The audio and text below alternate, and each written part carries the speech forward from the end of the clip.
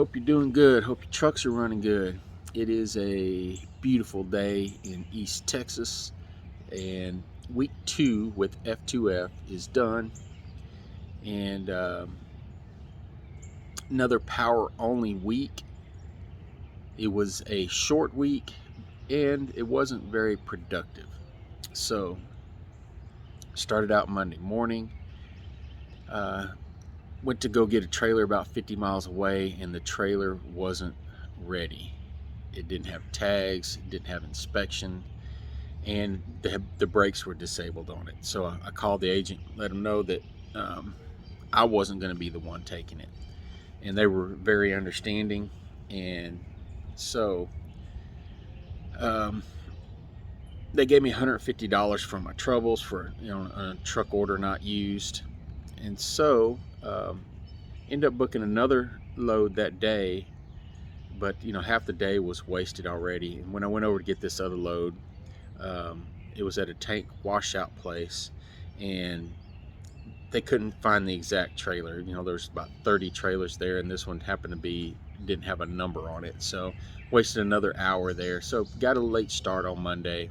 That load did pay really good.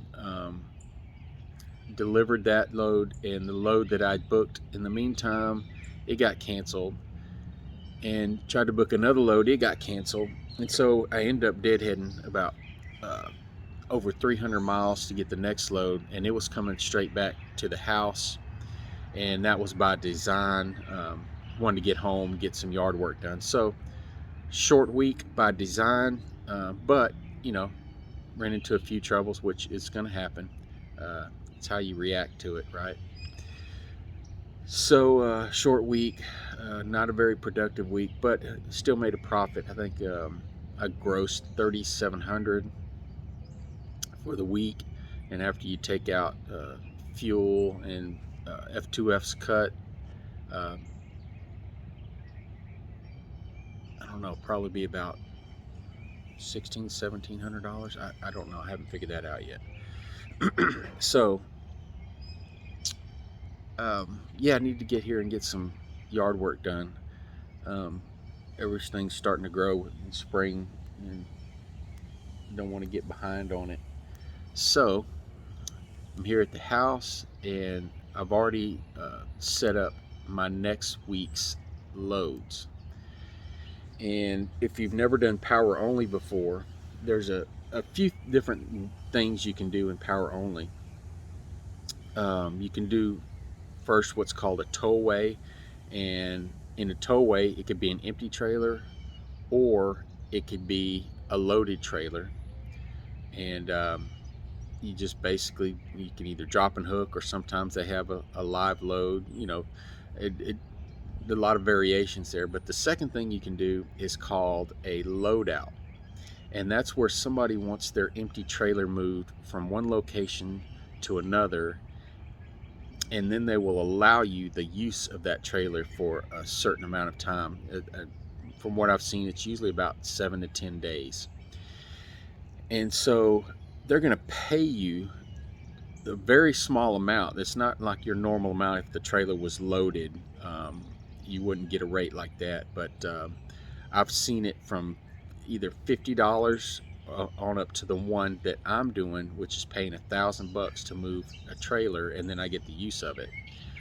So I've called on a couple of these that were going in the direction that I wanted to go in the time frame, and the ones that I happened to call on, they only wanted to pay $50.